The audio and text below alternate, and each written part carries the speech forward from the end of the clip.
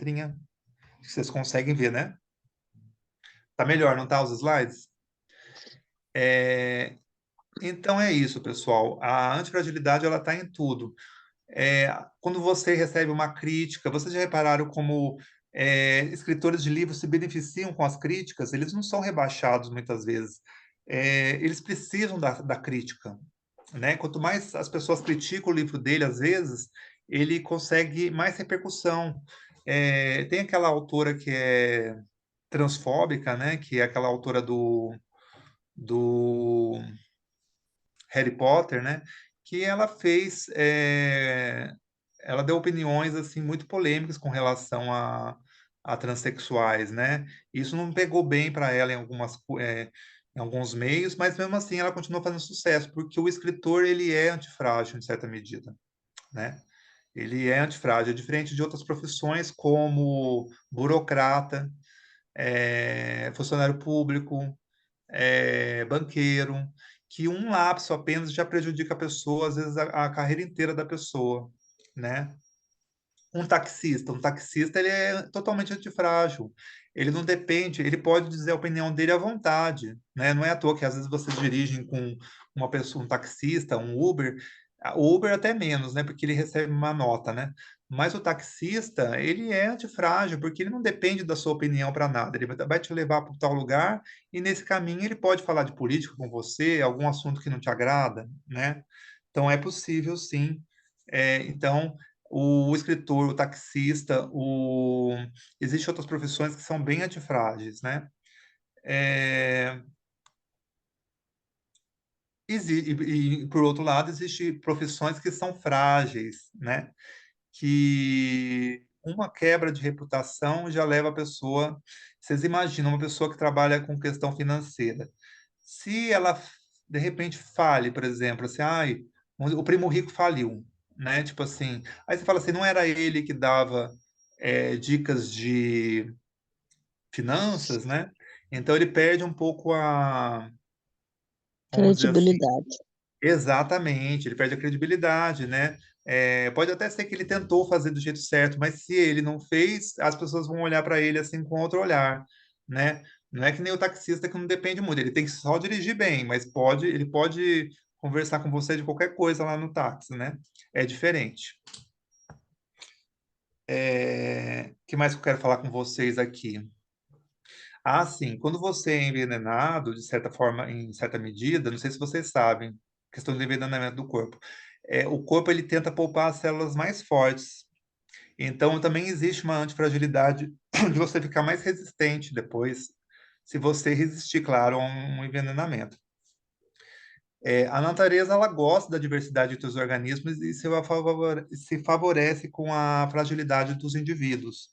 Então, assim, nós indivíduos nós somos frágeis, mas assim, a natureza como um todo, a nossa espécie se beneficia de algum modo com a nossa fragilidade. É um certo egoísmo, de certa forma, da natureza, mas ela está acima da gente. Então, vocês imaginam, você tem um sistema maior e um sistema menor, por exemplo, o nosso corpo e as células, né? As nossas células mais fracas vão morrendo e vão sobrevivendo as mais fortes.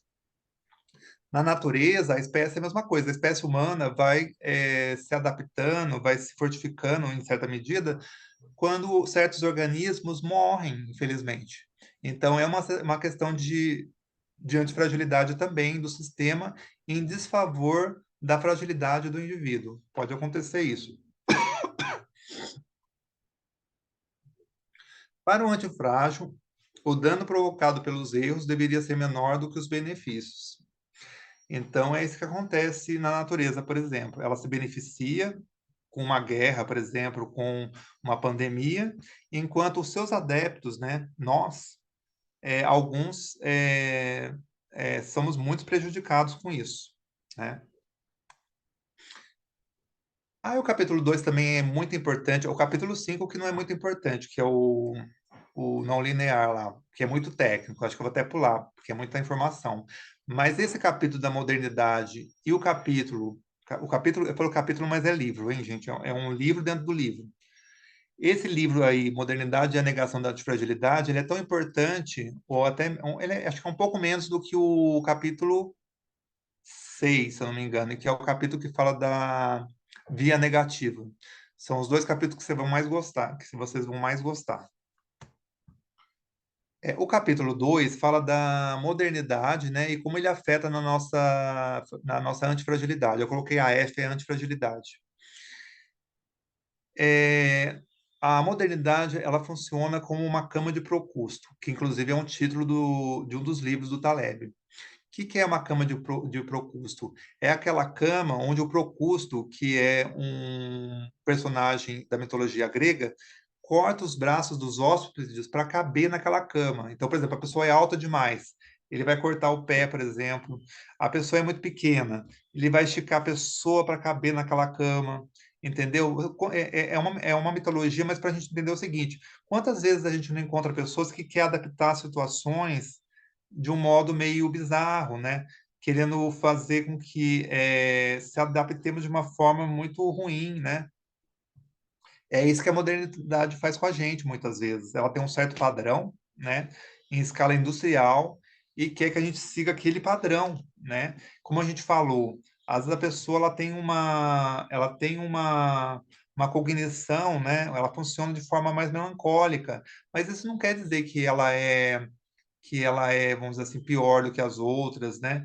E aí, o que que a modernidade faz? Intitula isso como doença, né? E faz com que ela seja mal vista, ou até mesmo, né? Ou então vista como doente, né? E aí, quer dizer, tenta adaptar ela ao que ela acha que é certo. Sendo que a nossa diversidade, ela exige muito mais do que uma pessoa, entre aspas, normal, né? Ela exige uma pessoa mais feliz também, em certos momentos, uma pessoa que vê a vida um pouco mais triste, né? Uma pessoa que vê de diversas formas a vida, não é só de uma forma que a gente pode enxergar. Nós precisamos de várias visões de mundo, né? E o que a modernidade vem trazer para a gente? Vem trazer uma fórmula, né? Vem nos trazer, não é desse jeito que é feita as coisas, né? Vem nos trazer uma forma, né? Para a gente caber lá dentro. Então, eu acho que a cama de Procusto, acho que é mais ou menos essa analogia que ele vem trazer. Ele cita para a gente, depois, no mesmo livro, a história de dois irmãos, o João e o Jorge, para mostrar a diferença entre o frágil e o antifrágil. O João, ele é um funcionário de RH, né? E ele tem uma renda previsível. Todo mês cai um dinheirinho na conta dele lá, porque ele trabalha. Mas o Jorge não, o Jorge é taxista, então a renda dele é variável, né? O Jorge, como vocês devem já prever, o Jorge ele é mais antifrágil do que o João, porque assim ele não está preocupado em perder emprego, já o João já está. Então o João, que é o funcionário do RH, ele é mais frágil do que o taxista que tem uma renda variável. Não sei se vocês conseguem captar. Então, às vezes, vocês entenderem que não é porque a pessoa é corretor, por exemplo, não tem um salário fixo, às vezes ela ganha mais do que uma pessoa de escritório, assim, que tem lá a carteira assinada, né? Se ela vende um imóvel, ela ganha muito e às vezes ela passa 2 meses sem vender nada, né? Vamos dizer assim. Então a renda dela é extremamente variável. Algumas pessoas podem se fragilizar com isso. Algumas pessoas já estão adaptadas com esse modelo. Então elas levam o jogo assim. Tem meses que ela ganham muito e meses que ela ganha um pouco. E aí elas entendem que é assim mesmo. E aí elas se aproveitam desse caos. E claro que e nesses momentos que não tem tantas vendas, eles tentam fazer outras coisas, tentam preparar o terreno para outros meses. Então, acho que a questão da antifragilidade tem muito a ver mais com a volatilidade, vocês concordam? Porque o funcionário do RH, o João, ele está com medo de perder o emprego dele. E se ele perder o emprego, ele fica com medo de voltar, porque ele já tem 50 anos de idade. O que que ele vai fazer da vida?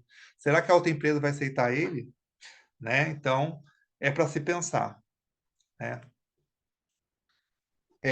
O livro também traz, né, nesse livro, o livro desse livro, né, que são 7 livros nesse livro. O livro explica também a antifragilidade da Suíça, né? A Suíça é um país, vocês devem saber, no meio da Europa, né?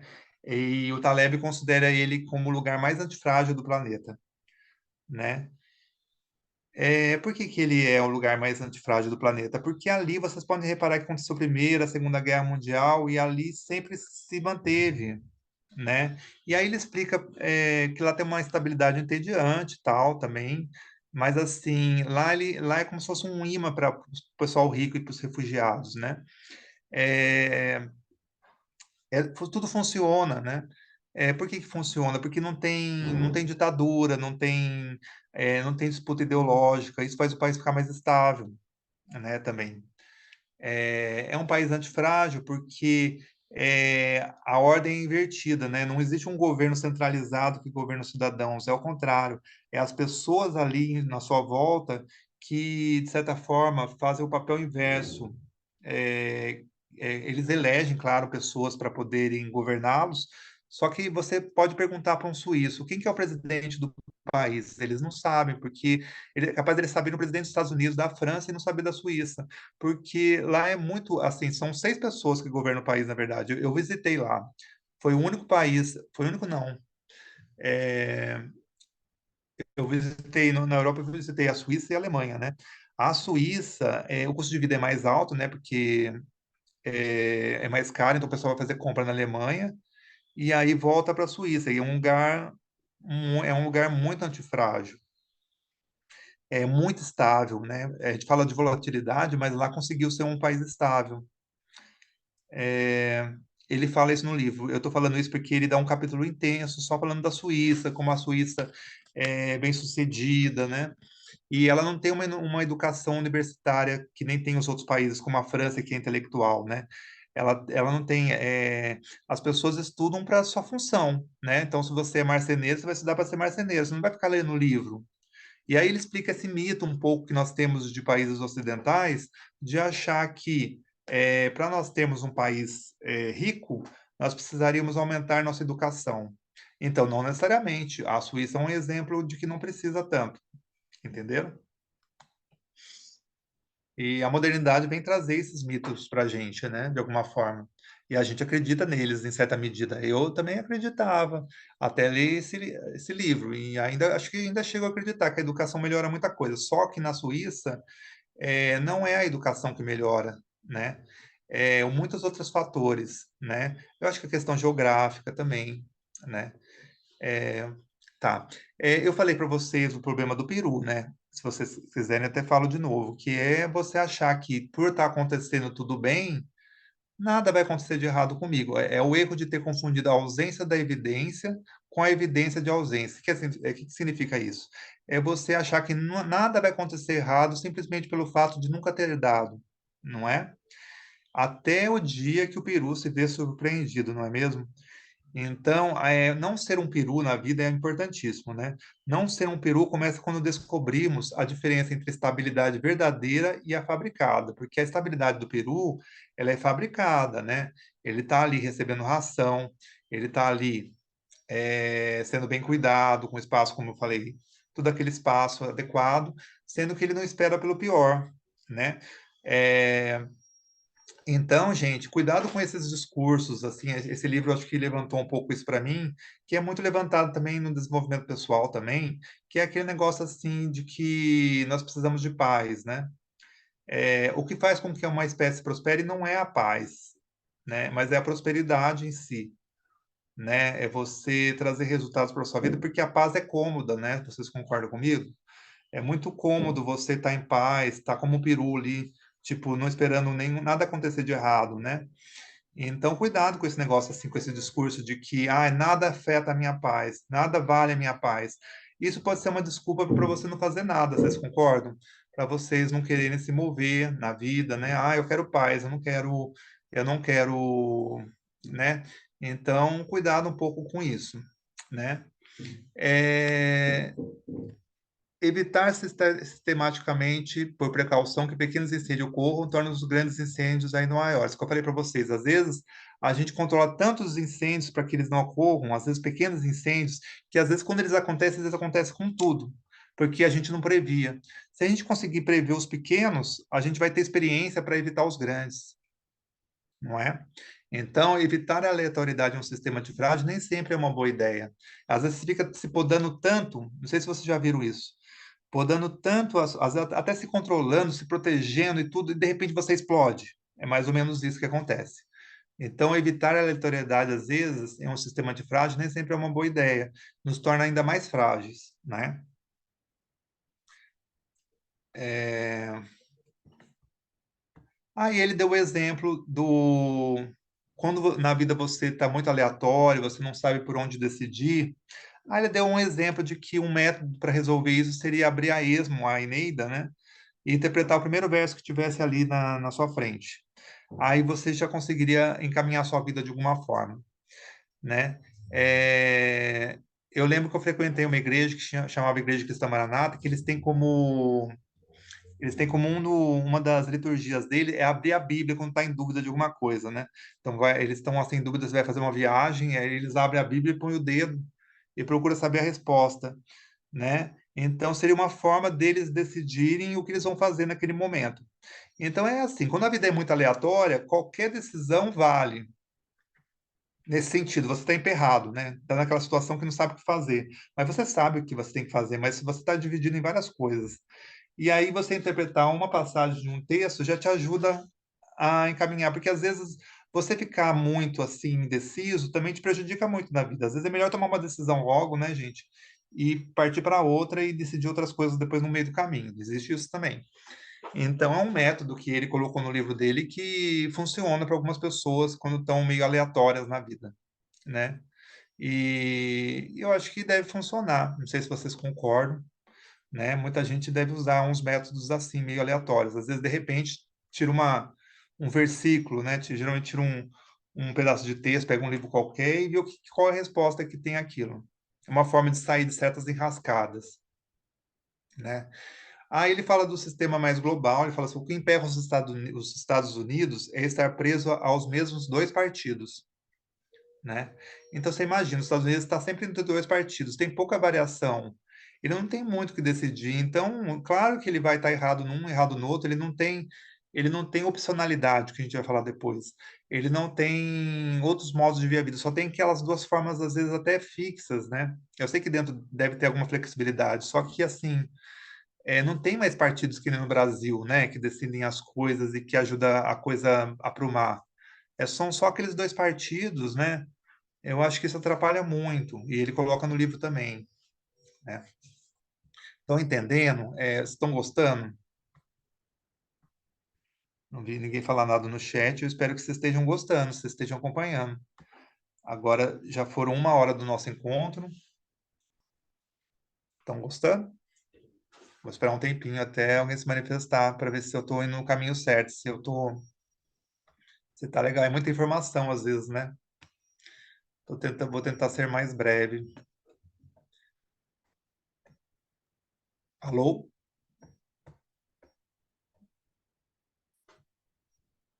Gente, vocês estão escutando a palestra? Tudo tranquilo por aqui. Ah, legal. Quem falou? O marido da Liv, você está gostando? Então tá. Pode falar. Estou ouvindo, sim, É, sim, certeza. Ah, então tá bom.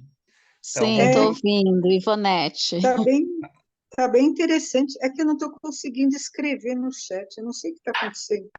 Ah, Eu Que acho que entendi. eu todo estou hoje mundo, eu também pelo. não estou conseguindo escrever, mas tô gostando aí do O chat está desenvolvimento. É, desativado. Ah, o que será que está ah, acontecendo? Deixa eu ver aqui, chat, encontro, acho que eu tenho que ativar, então. O participante pode bater papo com, agora vai dar certo, com todos. Coloquei agora, acho que deu certo. ah, Agora consegue, eu acho. Se alguém quiser eu escrever vou. alguma coisa. Aí, Evanete, conseguiu. Obrigado, viu? Obrigado pelo. Agora deu Ah, certo. beleza. Ah, agora sim, então. Ó, vocês não podem esquecer de me avisar que no final da nossa palestra, às 5 horas, ou até um pouco depois, a gente vai sortear o livro, hein? Vai sortear um livro.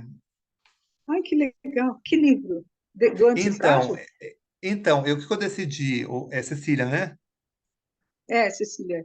Oi, Cecília. Então, o que que eu decidi? Eu decidi assim, que se a pessoa ganhar, ela pode decidir por um livro de até R$ 50, ou na Amazon ou na Magazine Luiza.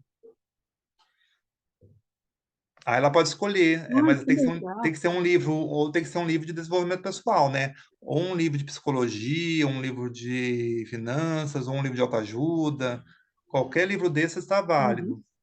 Aí a gente vai sortear. Aí vai ser fácil, tem só 13 pessoas, a gente coloca os nominhos, faz um sorteio online, e aí decide aí quem que vai ganhar o livro. No caso, assim, o livro que a pessoa escolher até R$ 50, né? Então eu vou seguir aqui. 13, número da sorte. Obrigado, Anjo. Ó, vamos, 3 é o número da sorte. É verdade. 7 também é outro livro que o pessoal fala, né? Outro número que o pessoal fala, né? Vamos lá. É, Então, o Taleb, ele não agrada muito, viu, gente? Acho que até médico deve ler o livro e falar assim, ai, ele está criticando a medicina, tá? Então, ele fala assim, por exemplo, que existem doenças inventadas, o TDAH seria uma delas, porque faz parte da natureza, algumas pessoas serem mais espiritadinhas, gente. Então, assim, só é doença mesmo se é algo fora muito do comum, não é mesmo, né? Só deveria ser tratado casos, assim, muito fora da curva, vamos dizer assim. Não tem que ter uma normalidade do que é, por exemplo, você tem que ser feliz, então quer dizer que os infelizes, então, não estão errados. Aí ele dá o exemplo do pessoal que escreveu poesia no século passado, no século XIX e XX, né, que foram pessoas espetaculares, né? Então, assim, até que ponto a gente pode medicalizar essas pessoas, né? Só porque tem um jeito de pensar diferente, né? E aí a intervenção higiênica não para por aí. A intervenção higiênica médica, ele fala que nós passamos por muita cirurgia hoje em dia que é desnecessária. Por exemplo, das amígdalas, por exemplo, não é necessária, tanto necessária. E os médicos insistem, às vezes, em fazer, né? É, Isso também causa uma certa expectativa de vida encurtada. Por quê? Porque quando você submete uma criança a uma operação, né, você tem um risco de infecção hospitalar, você tem um possível erro médico, é possível ter um erro médico, né? Você faz a criança ter outros riscos, né? E iatrogenia é um termo que se refere é, aquelas contraindicações. Às vezes você faz bem, mas o mal posterior, daqui a muitos anos, só vai aparecer lá na frente, é pior. Então, esse também ele vai tratar no livro. É, Vamos ver, edificante. A Amanda falou, obrigado. Então, é bacana, pessoal. Agora vocês podem falar no chat à vontade que eu vou ler. Está desativado, desculpa. Opa, aqui.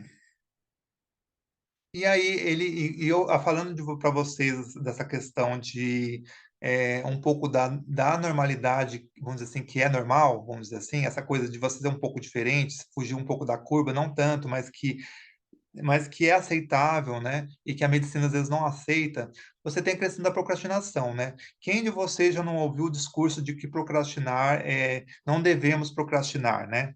Então, para o Taleb, a procrastinação ela não é totalmente maléfica. Existe procrastinação benéfica, né? No sentido de você adiar uma decisão que você decidiria agora, vamos dizer assim, com um espírito mais você estaria no impulso das emoções, né? Então ele dá o exemplo, por exemplo, do imperador Adriano, que foi uma pessoa que se irou com um escravo, né? E que ele, parece que por conselho dos sábios, ele adiou um dia a decisão dele. E aí ele conseguiu perdoar o escravo e não açoitou o escravo. É claro que escravidão é errado, né, gente? Estou dando um exemplo aqui do que o Taleb falou no livro para exemplificar que como uma procrastinação pode ser benéfica. Depois da procrastinação veio o perdão.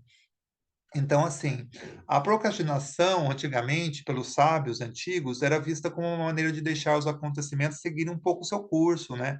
Então, aquela história, né? Você quer ajeitar os melão ali Vamos dizer assim, que você tem uma carruagem com um monte de melão e tá tudo bagunçado ali. Você vai fazer isso manualmente, às vezes você pode seguir viagem, a própria viagem vai acertando aqueles melões, né? Acho que esse é um exemplo do Mário Sérgio Cortella que eu gostei muito, que eu já vi uma vez, que é deixar as coisas tomar um pouco o seu rumo, para depois sim tomar uma decisão mais para frente, né? A procrastinação, no olhar do Taleb, é uma defesa natural, deixando que as coisas se arranjem sozinhas. Então, assim, existe sim esse discurso de que não devemos procrastinar, devemos fazer tudo para ontem, né? E sendo que para o Taleb não é bem assim, né? Então ele fala, alguns psicólogos e economistas parecem pensar que a procrastinação é uma doença que precisa ser tratada com remédios, né? Sendo que não, que nem sempre que a procrastinação ela pode ser benéfica. E aí que depois se vocês verem os slides tem um pouco dos benefícios da procrastinação.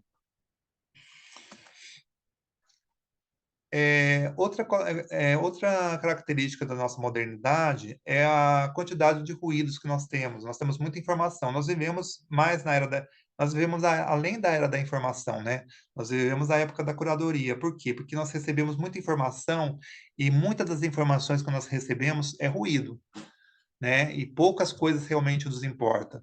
Então, você tem que saber filtrar esses ruídos no nosso dia a dia, né? E a antifragilidade, eu acho que a fragilidade, a pessoa frágil está muito em receber esses ruídos, né?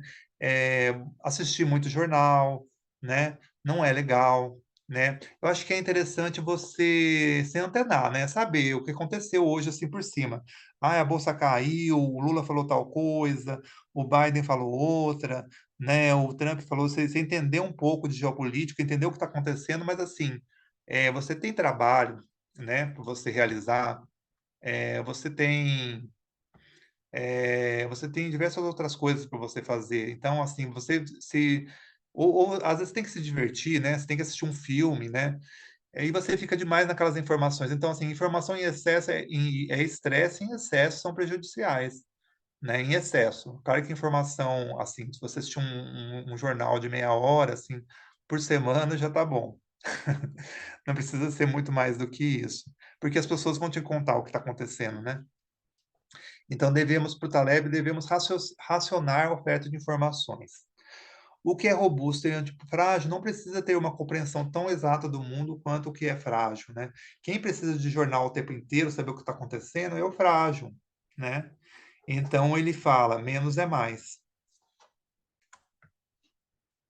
certo? Eu acho que eu vou acender a luz, eu acho que está um pouco escuro aqui. Peraí. Ou não, não sei. Deixa eu ver como que está a minha visão aqui com vocês, se dá para vocês me enxergarem depois. Por enquanto vocês estão vendo os slides. É que aqui acho que escureceu um pouquinho. Nós vamos para o livro 3, que é uma visão do mundo não preditivo.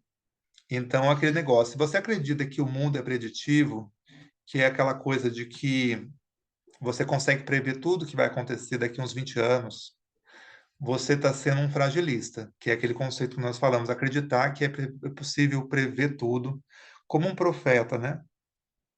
Sendo que não é verdade, porque o nosso mundo ele é muito imprevisível, ainda mais nos dias de hoje. Se vivêssemos há 200 anos atrás, talvez poderíamos ter algumas certezas, né? Mas o nosso mundo tem muitos fatores, né? Uma coisa acontece, depois acontece outra. Então, é, essa visão do mundo não preditiva, assim, saber que o que vai acontecer amanhã não é certeza de nada, nós não temos certeza de nada que vai acontecer amanhã, ela é muito importante para o antifrágil, para a pessoa antifrágil, né? Porque o antifrágil se beneficia com o caos, então ele tem que entender que no que nós vivemos é o caos, né? É o caos de informação, o caos é, do que ele precisa fazer. Deixa eu voltar um pouquinho aqui. Opa. Nós temos a visão da riqueza, que a riqueza é boa, né? Mas para o Taleb, ele meio que embasa um pouco por Sêneca, né, que foi um filósofo grego do estoicismo, é que a riqueza também pode gerar um certo nível de preocupação no indivíduo, no sentido de que ele fica com medo de perder o dinheiro, né? O Sêneca, que é o estoico, né? Não sei se vocês conhecem a filosofia estoica, que eu estou citando por causa que está no livro, é que a riqueza não pode nos fazer ficar seres preocupados, né? Mas sim prudentes. É, mas assim, ficar um pouco desapegado das coisas, né? Porque o estoicismo gira em torno de um contínuo menosprezo pelo valor dos bens terrenos. Por exemplo, Zenão, que era outro estoico, declarou-se sortudo por ter tirado o peso dos ombros quando sofreu um naufrágio. Então ele se sentia um pouco livre. E eu acho que o estoico ele tem essa postura antifrágil, porque assim, se ele ganha, Ele ganhou, né? Agora, se ele perder no jogo, se ele perder dinheiro, ele pelo menos tirou um pouco do peso dos ombros, que nem o Zenão. Então, ele tem uma... Essa é uma visão estoica, ele ganha de qualquer modo, né? E eu acho que é bem interessante essa visão, porque eu estou levando para minha vida também, né? Eu fui convidado para me inscrever na Academia Joseense de Letras, né? E aí eu fui lá, passei no primeiro processo lá e fui fazer entrevista. E agora estou esperando a votação das pessoas, né? Se eles vão querer que eu participe com eles, tal.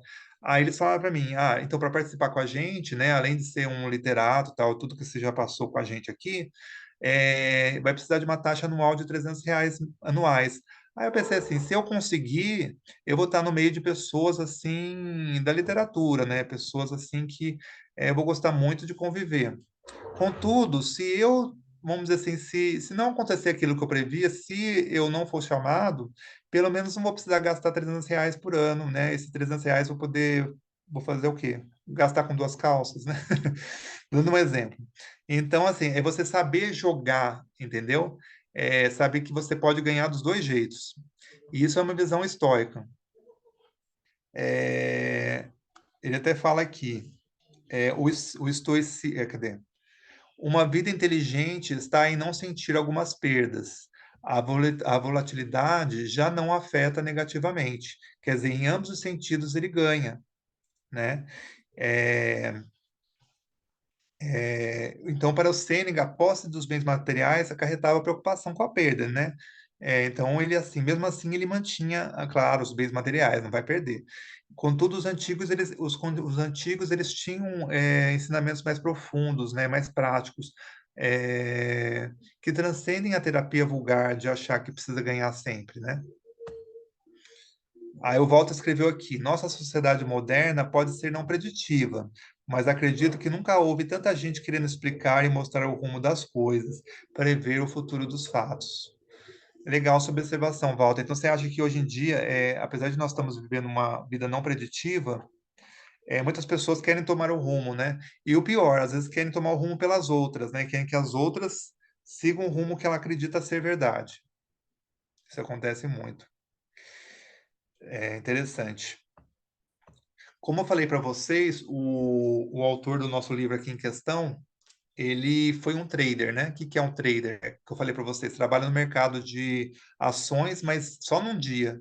E aí ele pode ganhar e perder num dia só, pode perder.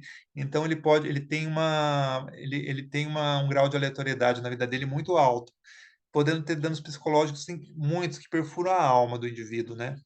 É só vocês lembrarem que na crise de 29, né, muita gente perdeu tudo, né, nas ações, e aí não chegaram nem a ficar tristes, já suicidaram de vez, o que é horrível, né? Então, gente, certas profissões precisam de muita antifragilidade, né? E aprender com a lição, né? Eu acho que o trader acho que é o extremo da aleatoriedade, aquilo que depende da aleatoriedade de tal forma, né? Porque ele está ali para ganhar e perder. E o estoicismo, né? Que o Taleb tanto fala, acho que ele deve ter até aprendido isso porque ele foi trader, ele deve ter tido que controlar as emoções, então ele usou muito o estoicismo. Ele diz que o estoicismo gira em torno da domesticação das emoções, quer dizer que você não vai eliminar as emoções. Contudo, você vai conseguir transformar o medo, né, que você tem às vezes em prudência, né, a dor em informação, erros em iniciação e desejo em realização. Então você consegue obter algo benéfico com outra coisa que, vamos dizer assim, que te prejudicaria.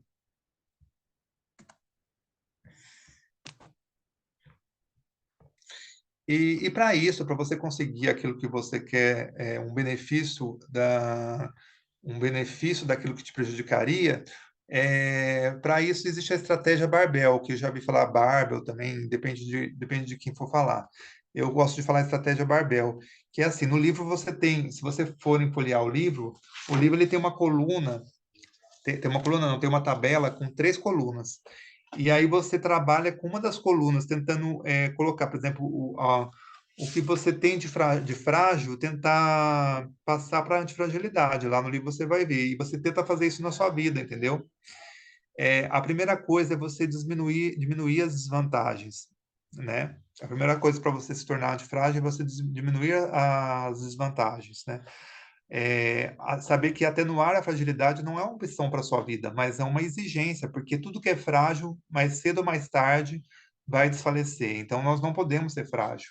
Se nós queremos ficar para a semente, vamos dizer, se queremos, de alguma forma, prevalecer nas ideias, né? Não só na vida, mas a gente precisa ser antifrágil, né? A fragilidade ela é muito punitiva, né? As pessoas se quebram com ela.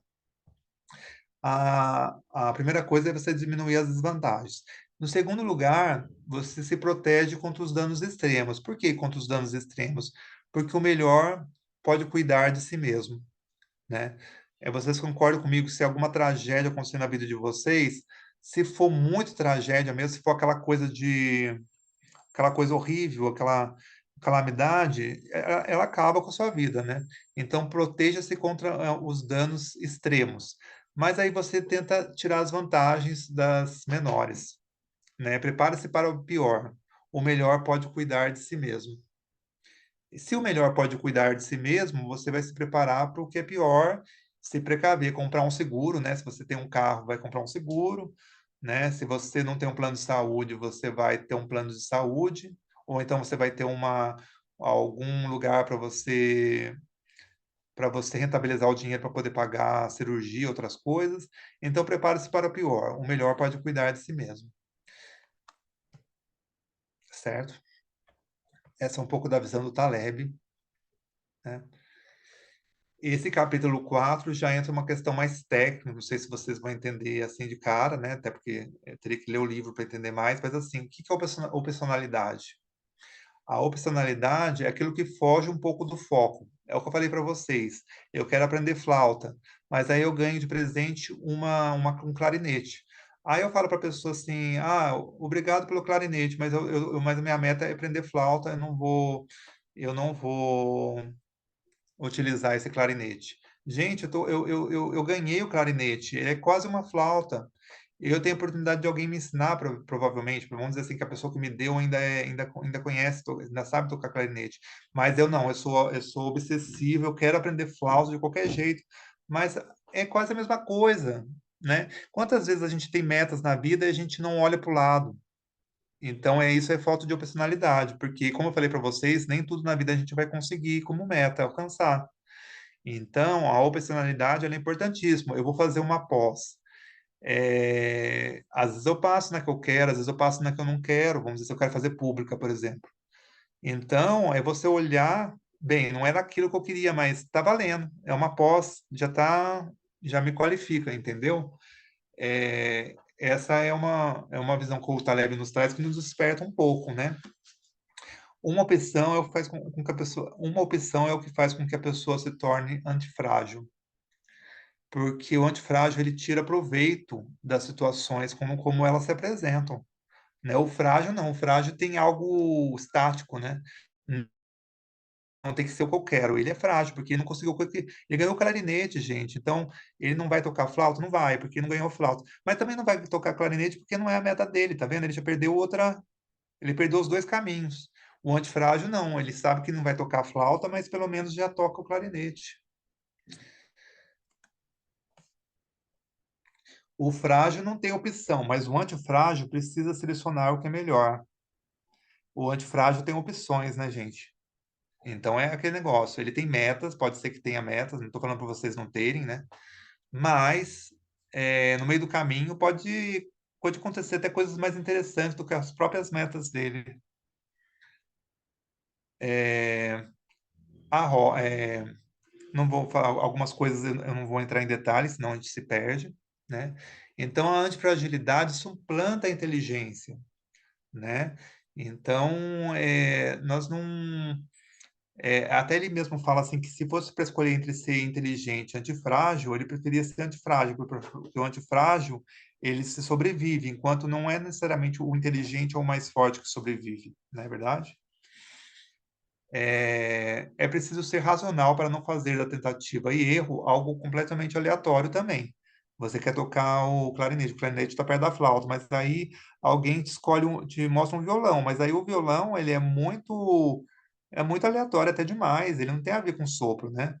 Aí você foge demais também da sua meta, vamos dizer assim. Você não tem facilidade às vezes. Você pode até tentar tocar, mas vai que você tem facilidade com sopro.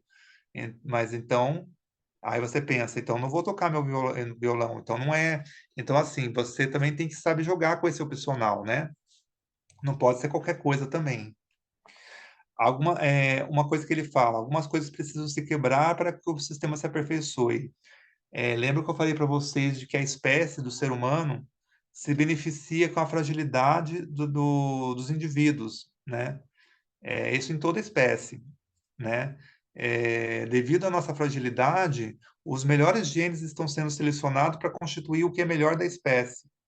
É uma coisa meio contraditória, né? O interesse do indivíduo, ele está de um lado, ele precisa sobreviver com a fragilidade dele, enquanto o sistema se beneficia com a fragilidade do indivíduo, né?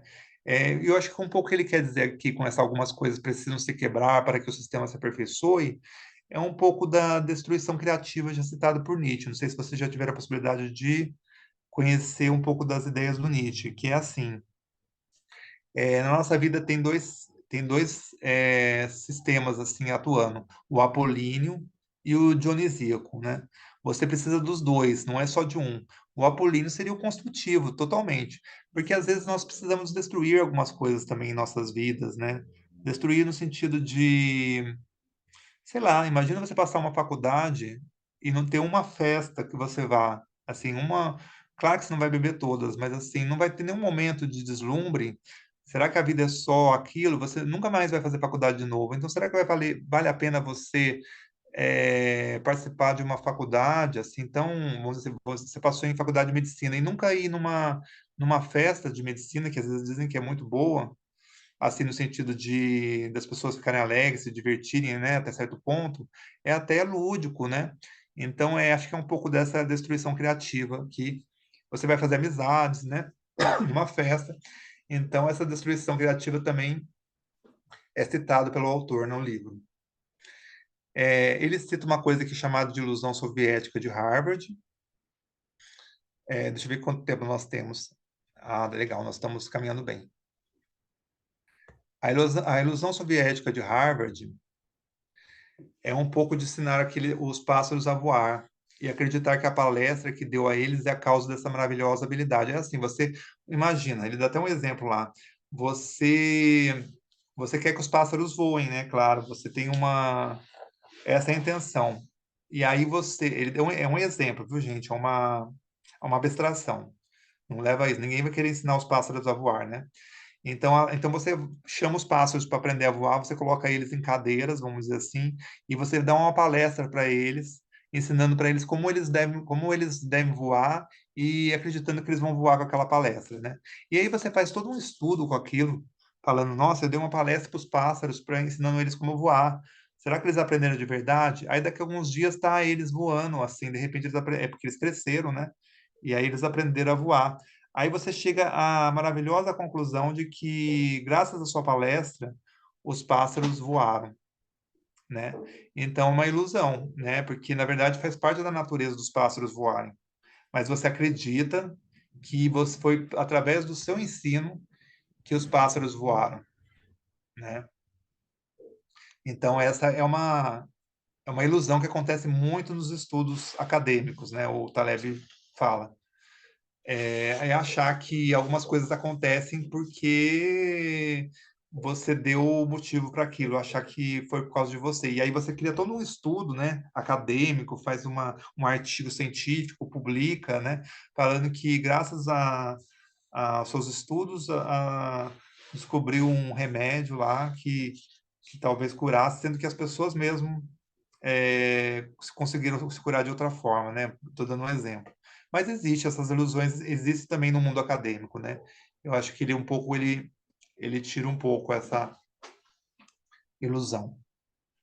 E aí nós temos, além dessa ilusão soviética de Harvard, nós temos outros vieses, outras distorções, né? Que é a escolha seletiva, né? Quando a gente conta a nossa vida, a gente geralmente escolhe os melhores fatos, né? Por exemplo, eu não vou falar para vocês algumas coisas, vocês também não. Vocês escolhem algumas coisas na sua vida de que faz de você um grande homem, né? Então, esse é um pouco de escolha seletiva. Somente o que é essencial parece ter importância, sendo que você passou por crises já, você já teve momentos que você não acreditou em você mesmo, e isso não aparece na sua biografia, né? Então, é um outro viés, aí, uma distorção. Você tem o efeito iludidos pelo acaso, que inclusive é um título de um livro dele, que é confundir o que é meramente associativo com o casual. Que é aquele negócio, inferir que a educação é o que torna um país rico. Lembra que eu falei para você? A Suíça é um país que não tem uma educação muito estruturada no sentido intelectual da palavra, mas é um país rico por quê? Porque ele chama os ricos ele atrai os ricos, né, para investir no país, né? Ele tem toda uma situação ali, né, no meio da Europa. É, é um país que consegue sobreviver a guerras, porque porque por ser um país pequeno é fácil de administrar também, mas assim, o suíço, ele consegue, é, ele tem arma, né? Na verdade, não sei se vocês sabem, o suíço, ele pode ter porte de arma, ele consegue defender o país sem precisar de um exército, né? Então, tudo isso ajuda o país a ser o que é, né? Então, não é a educação que tornou a Suíça rica, né? É um caso à parte. Então, nós temos na nossa cabeça de que realmente a educação faz um país mais rico, que não é necessariamente verdade. A educação transforma as pessoas em companhias mais refinadas para o jantar. Ele foi bem irônico nessa parte. Porque, assim, faz a gente ficar mais educado, ter papo para conversar. É gostoso conversar com gente que leu vários livros, que leu os clássicos, né? Vamos, convenhamos. Que tem assunto que foi alguma exposição. Isso é legal, né? Mas é mais por questão do indivíduo saber conversar, né? Se você prestar atenção, os empreendedores, particularmente os de função técnica, não são necessariamente as melhores companhias na mesa do jantar. Esses que têm um ensinamento mais técnico, né? Não um ensinamento mais lúdico, assim, de aprender coisas mais intelectuais, né? Aí ele dá o exemplo de dois irmãos na mitologia grega, né? Prometeu e Epimeteu. Prometeu é aquele mesmo, é o mesmo cara que roubou o fogo dos deuses, né? É aquele que pensa antes de agir, mas age, né? E o Epimeteu, que é o irmão dele, é aquele que pensa depois de agir somente. Então ele age antes para pensar depois. É o que aconteceu. O Epimeteu ele foi responsável por abrir a caixa de Pandora, não sei se vocês sabem. Então ele pensou depois que ele foi ver as consequências. Então ele dá o exemplo disso também, achei também bem interessante, né? Aí tá a figura aqui do Prometeu roubando o fogo dos deuses, né? O Prometeu nos deu o fogo e representa o progresso da civilização. Ao passo que Epimeteu representa o pensamento retrógrado, a estagnação e a falta de inteligência, porque é ele que foi responsável por todas as mazelas do mundo, o Epimeteu. Em- Desculpa. Enquanto o Prometeu, ele é o responsável por nos trazer o conhecimento, né? Não a não as coisas ruins da vida, como o que estava dentro da caixa de Pandora, que o Epimeteu abriu, mas o fogo dos deuses, né? Então, eu achei bastante legal essa parte da mitologia que ele também cita, e não sei porque ele cita, não consigo ligar agora, mas é legal para reflexão, né, gente? É, E aí, eu falei para vocês que o Nassim Taleb, ele é religioso, né? Ele é ortodoxo, né? Cristão ortodoxo. Então, ele dá uma certa importância tanto à religião quanto à mitologia, né? Até porque a mitologia está aí há muito mais tempo aí e consegue explicar muitas coisas para a gente que a gente não conseguiria explicar às vezes, por teorias, né? Podem reparar que os psicólogos, né, usam muito mitologia para tentar explicar algumas situações cotidianas da vida da gente. E a religião, ela tem um certo valor narrativo também, né, conforme a posição do Taleb, diferente da visão do outro autor que nós lemos, que é o Yuval Harari. Há pouco tempo a gente leu, né, que é um cara ateu, que dá um certo nível também para a religião, mas ele é ateu, o Yuval Harari, né? Esse não, esse dá uma certa importância maior para a religião, porque assim, para o Taleb, a religiosidade nos protege um pouco contra o cientificismo, né? Nós temos heurísticas na religião que nos ajudam, por exemplo, na igreja dele, né, na igreja ortodoxa, você tem dias que você faz jejum, né? Outras religiões também têm isso. Então, para ele, isso é um sinal de que ele já sabia o que estava fazendo, porque hoje em dia já é provado que jejum faz bem para a saúde, né? Um certo nível de jejum. Não sei se vocês já ouviram falar em jejum intermitente, né? Que é você ficar um bom tempo sem comer, um bom tempo, eu digo 12 horas, aí 16 horas, algumas vezes 24 horas sem comer nada. Isso faz seu organismo, acho que eu estou até falando mais na frente aqui, isso faz seu organismo ficar mais protegido, mata as células ruins e faz comer as células que não são tão boas para o nosso organismo. Então, é importante um certo jejum e que na religião você encontra uma narrativa que acopla isso na vida diária deles. E também você vê uma certa aleatoriedade, né? Tem momentos que você pode comer aquele cordeiro, né? Na Páscoa. Então, tem dias que você pode comer carne, né? Tem dias que você não pode comer carne. Tem dias que você tem jejum. E isso, de certa forma, já foi mostrado que para a nossa vida normal vale muito a pena, porque nós somos onívoros, né? O que significa isso? Nós somos vegetarianos, de uma certa medida, vegetarianos que eu digo assim, desculpa. Nós somos, nós somos herbívoros, por um lado, que comemos legumes, verduras, e também carnívoros, por outro, porque a onça, o leão, ele come as carnes, mas não é sempre, né? Não é sempre que está disponível. Ele come uma vez aqui, ele tem que fazer uma outra caça, demora a caça, né? Então é muito mais imprevisível. Então acho que a religião, ele acha que a religião dá uma certa aleatoriedade, porque se a gente for pela nossa onda, né, a gente vai acabar comendo todo dia carne e não fazendo jejum nenhum dia. Então a religião dá um certo regramento que nós não teríamos. O Walter fala assim: desculpe insistir no conceito de opcionalidade, pois entendo ser fundamental criarmos e identificarmos opções para darmos resposta da vida. Certo. Deixa eu ver se ele escreveu mais alguma coisa. Vamos ver aqui. Não, não precisa pedir desculpa, não. Você entendeu direitinho o que é conceito de opcionalidade, né? É, é fundamental criarmos e identificarmos opções, exatamente, para darmos resposta da vida. Que às vezes nem sempre a resposta vai ser o que a gente planejou, né? Que a gente quer um negócio de qualquer jeito, fica obcecado por uma meta, né? E aquilo lá vira uma obsessão e às vezes você não cumpre a meta e a vida não tá te dando o que você quer, você está sendo frágil, né? Agora, se você tem opções, tudo bem, não consigo essa meta, mas está dentro do escopo, vou aceitar o que a vida me deu, você está sendo antifrágil, não é verdade? Legal, qualquer outra consideração pode me perguntar aí.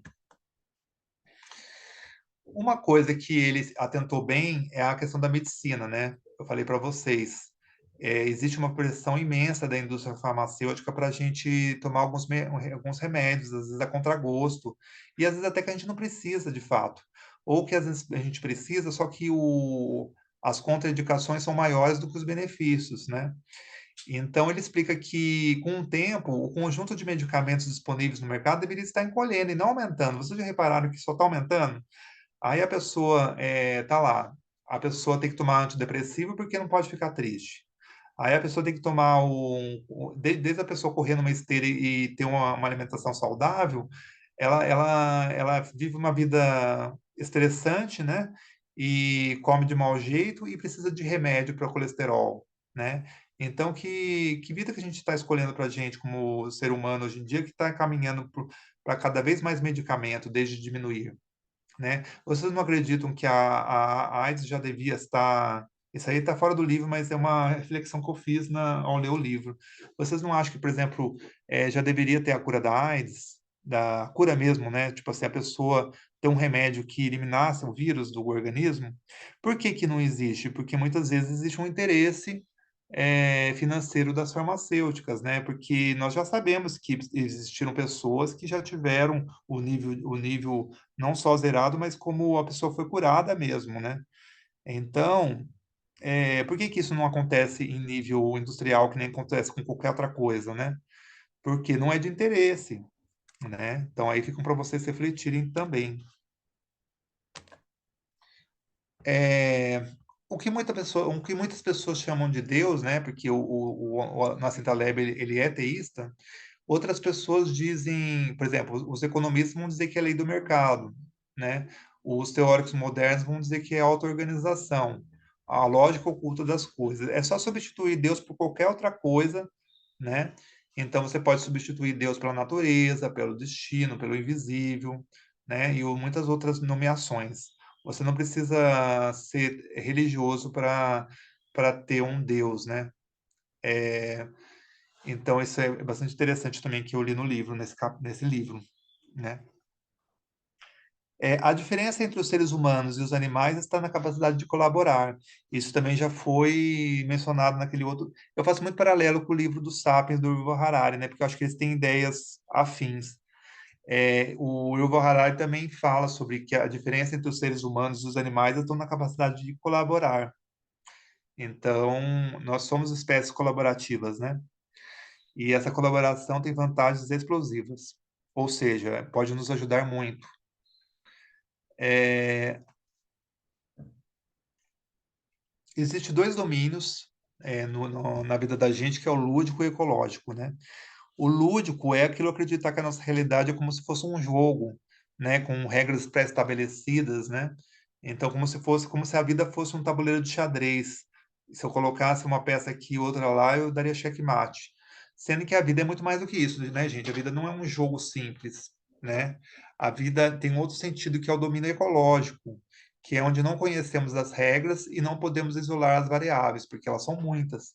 Então, às vezes você consegue isolar uma, mas existem diversas outras variáveis que você não previu, né? Como nós dissemos, a vida tem sido impreditiva, né? Imprevisível, né? É, E aí não existem evidências de que a habilidade de xadrez resulta em melhor raciocínio fora do tabuleiro. Muita gente confunde as coisas também. Então, aquele negócio, a figura do nerd, né? Nós temos a figura do nerd hoje em dia, que é um pouco diferente da figura do intelectual, né? O intelectual ele é muito mais antifrágil do que o nerd, porque o nerd é uma figura criada pelos fragilistas. É uma figura frágil, gente, porque assim, ele acredita que pelo menos na visão do Taleb, ele acredita que assim, se você cria muito nerds, pode até dizer, né, um nerd como um sentido não pejorativo, mas assim, o nerd que o Taleb quer citar é aquela pessoa que enxerga a realidade como um, como um cubo, né? Aquelas coisas que você resolve, assim, sabe? Como aquele cubo mágico, como se a vida fosse uma solução de cubo mágico, e não é, né? Uma pessoa pode ser um intelectual sem ser um nerd, beneficiando-se com a aleatoriedade, com que a aleatoriedade é capaz de nos dar, né? E aí ele falou assim que o nerd não é uma pessoa livre totalmente, pode ver que ela é meio engessada, né? Somente os autodidatas são livres, aquelas pessoas que buscam conhecimento extra, fora do seu escopo, tem curiosidade nata e quer aprender isso, quer aprender aquilo. E então essas pessoas são livres. De outra forma, o nerd não é uma pessoa muito agradável, inclusive. Ele pode levantar, vamos dizer assim, fetiches, vamos dizer assim, né? O nerd, né? A figura do nerd, mas ela não é uma figura, vamos dizer assim, muito livre, assim, no sentido de fazer o que quer, né? No sentido de ter criatividade, né? Os esportes atuais também são acondicionamentos hoje em dia, porque colocam as pessoas numa caixa. Não sei se vocês perceberam. Os esportes atuais, você vai jogar, por exemplo, vôlei, basquete, futebol, existem regras pré-estabelecidas, né? Não que essas regras não devam existir, só que assim, o esporte não é que nem a dança, por exemplo, né? Não é que nem a dança aleatória, até a dança também tem, né, certas regras, só que assim, você concorda comigo se eu fizer uma dança moderna e colocar outros atributos, sem ser aquele negócio rígido, é muito mais livre, né? E sendo que o esporte, às vezes, está muito condicionado àquilo que está regrado, né? Aí ele citou a figura do Nietzsche, né, que para ele descobriu a antifragilidade, né, através da sua escrita sobre a destruição criativa, né? Só que eu tenho que discordar do Taleb, porque eu acho que quem descobriu a antifragilidade foi os gregos, né? Que inclusive ele cita o Nietzsche cita o Dionísio. Então, o dionisíaco, né, para os gregos, pode ser a fonte dos improvisos e experimentações, ao passo que o apolíneo pode ser parte da racionalidade no processo da criação. Então, o Dionísio era um deus, Apolíneo era outro, né? O Dionísio, para quem não sabe, era o Baco, é aquele que deu nome mesmo ao bacanal, né? É aquele deus da alegria, da festa, né? Então, ele é um ponto de improviso e experimentações. Ao passo que o Apolíneo é aquela figura do sol, né? Tem muito a ver com, acho que ele pode ser parte da racionalidade no processo da seleção. Ele é mais racional do que o Dionísio, o Apolo. Então, hoje em dia nós damos muito mais valor ao Apolo, ao racional, do que ao emotivo, ao do Dioniso, né? Para o Nietzsche, essas duas coisas precisam caminhar juntas, não são coisas isoladas como querem fazer hoje com a gente, nos fazendo acreditar que apenas a racionalidade é importante, né?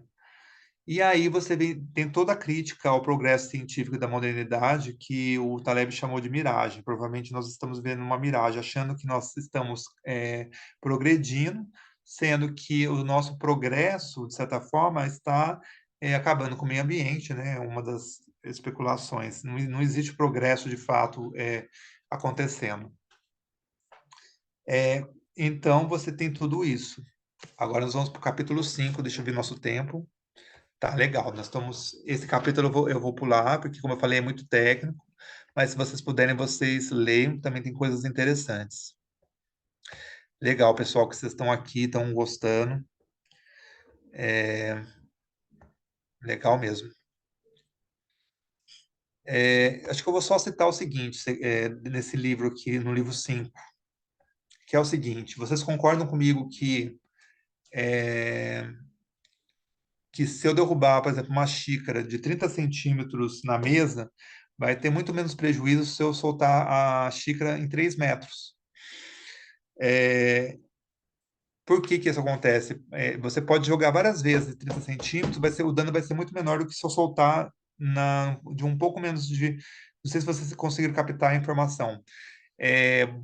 O dano a 80 quilômetros por hora é muito maior do que 10 vezes o dano de 8 quilômetros por hora. Cada quilômetro por hora que você aumenta o dano significativamente. Então, beber 7 garrafas de vinho de uma vez só faz muito mais mal do que do que você beber uma garrafa de vinho por dia, né? Então você bebe 7 garrafas de vinho de uma vez só e fica a semana inteira sem beber. Isso vai fazer muito mais mal do que se você pegar uma taça não, uma garrafa de vinho e beber uma vez por dia. Eles dão um exemplo de como a fragilidade tem a ver com a não linearidade, que as coisas vão aumentando. E agora o capítulo mais importante, o capítulo não, o livro mais importante desse livro, que é a via negativa, que eu quero falar com vocês, que eu vou tentar conversar com vocês aí até 5h30, 5h20, 5h10, né? A Ângela falou que ficou sem Wi-Fi, mas tá voltando, que bom. Você conseguiu mandar mensagem, então acho que você está conectado com a gente. Essa via negativa aqui, deixa eu colocar a apresentação dos slides. Ele é o mais importante livro desses 7, né? Porque ele se baseia no que nós devemos evitar, porque assim, nós falamos muito você se pergunta assim, o que você precisa fazer para ter sucesso, né?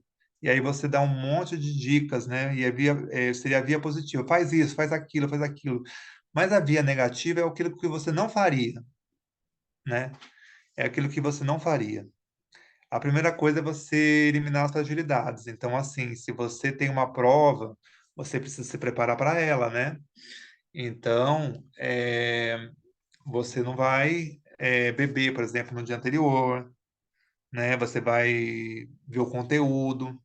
Então você não vai fazer isso, não vai fazer aquilo. Isso vai te dar muito mais ganho do que se você fizer outras coisas. Não sei se vocês conseguiram captar a ideia. A aprendizagem da vida gira em torno do que evitar. e não do que apenas fazer. Temos muito mais consciência do que está errado do que o que está certo. Vocês concordam comigo? Às vezes nós não sabemos o que fazer para alcançar alguma coisa com êxito, mas às vezes nós sabemos o que não fazer. Então, às vezes você manter distância de uma pessoa ignorante, às vezes é equivalente a estar acompanhado de uma pessoa, de um homem sábio, por exemplo, né? E aí você tem aquele famoso discurso do Steve Jobs, né, falando que foco não é você dizer sim para uma coisa, mas dizer não para diversas outras, né? Então é isso, inovação é dizer não para 1000 coisas para você alcançar o que você precisa. Menos é mais. Então você precisa de menos coisas e não de mais coisas, né? Essa é a via negativa. Você tem que se preocupar apenas com a exposição do cisne negro, que é aquelas coisas que acontecem de repente, que são imprevisíveis e que são muito, que estraga com o seu dia mesmo, que é aquela coisa que te derrubam. Isso você tem que ficar muito preocupado, porque isso que vai te trazer fragilidade. Se você cuidar disso, as coisas boas já vão se resolver por si mesmo. E aí ele fala nesse capítulo de uma coisa bem interessante que tem acontecido, que é o efeito de vencedor leva a tudo. O que quer dizer isso? Nós já sabemos que 20% das pessoas no mundo obtêm 80% dos terrenos, do dinheiro mundial. Isso tem caminhado cada vez mais uma desigualdade. O que seria 1% das pessoas tem 99% dos recursos. Então, hoje em dia, nós temos bilionários, até trilionários se formando, né, a custo de uma pobreza imensa, às vezes, né? Então, isso é uma realidade, né, que acontece. Então, você saber disso também é você estar preparado para essa realidade que a gente enfrenta.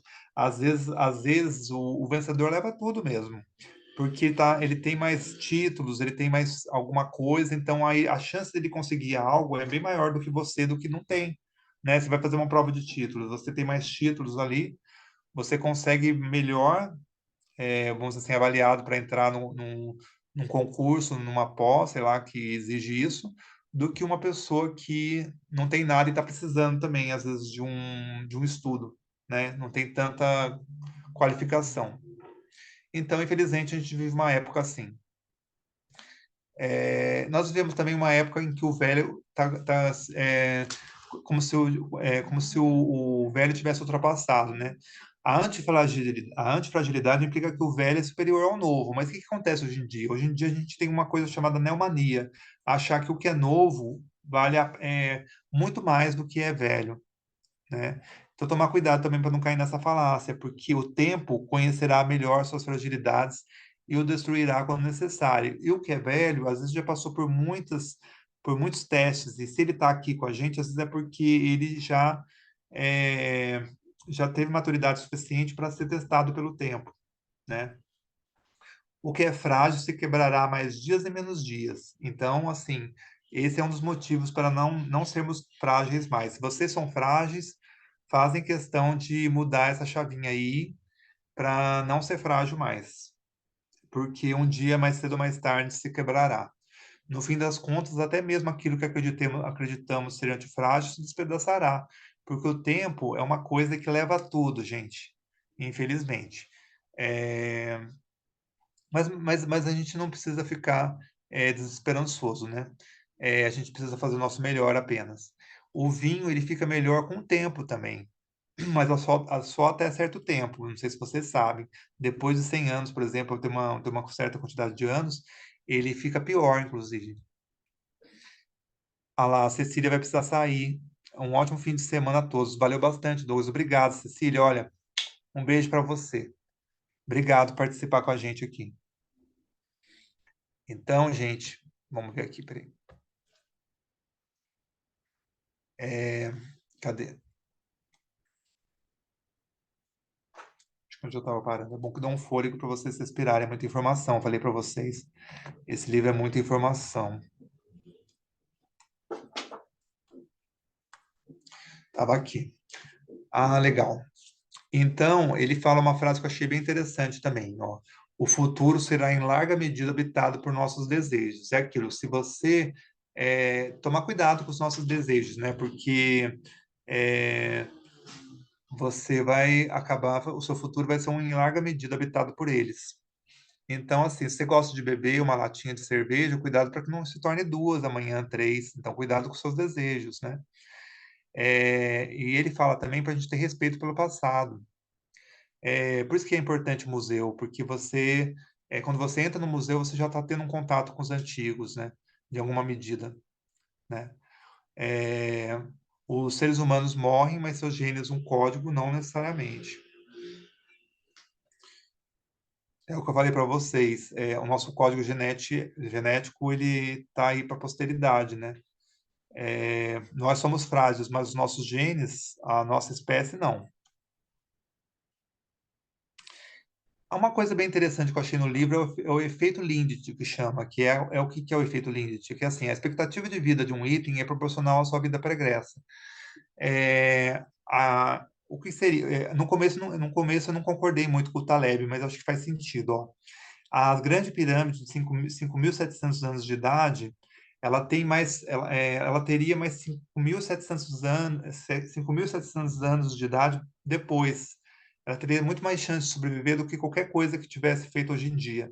Porque, assim, se ela sobreviveu 5.700 anos e está de pé ainda, a probabilidade de ela passar mais 5.700 anos em pé ainda, com um material ainda duro, ainda a ponto de não esmorecer, é grande, né? Isso foi proposto por uma pessoa que analisou o Muro de Berlim, que falou assim que o Muro de Berlim era muito mais novo do que a pirâmide. Então, por isso, o Muro de Berlim seria derrotado muito mais rápido do que a pirâmide do Egito. Então, é um sinal que o Taleb nos deu para nos valorizarmos muito mais o que é antigo do que é novo, né? As tecnologias propensas ao envelhecimento já estão mortas, né? A TV, o rádio, a TV nem tanto, né? A rádio, quem ouve rádio hoje em dia? Às vezes ouve, mas é muito mais internet, né? Mas quanto tempo vai durar a internet? Já durou desde a década de 90 que a gente tem com a gente, né? Assim, no dia a dia das pessoas. 2010, 2020. Nós temos 34 anos de internet, então a internet teria, né, nessa teoria aí, mais 34 anos pela frente de garantia de que sobreviveria. Vamos dizer assim, se ela sobreviveu bem até agora, está até crescendo, né, não está no auge dela. Então, assim, ela é proporcional a. Não sei se vocês entenderam essa teoria aí. Quem não tem passado não tem futuro, concordo. A maioria das inovações é um fracasso, assim como a maior parte dos livros. O tempo vai dar prova de que aquilo vai valer a pena ou não, né? Por exemplo, o meu livro tem 1 ano, eu vou fazer a segunda edição em breve. Tomara que o pessoal goste da segunda edição um pouco melhorada do primeiro, para poder valer a pena, né? Porque o que vale a pena mesmo, conforme o Taleb, não é os nossos livros feitos menos de 10 anos, porque esses livros não foram testados pelo tempo. Os livros mesmo que valem a pena serem lidos são aqueles que fazem sucesso ainda hoje e que são muito antigos, né? Os clássicos, por exemplo. O que mais que vale a pena falar? Ele critica bastante a arquitetura moderna no livro dele, nesse capítulo, nesse livro especificamente.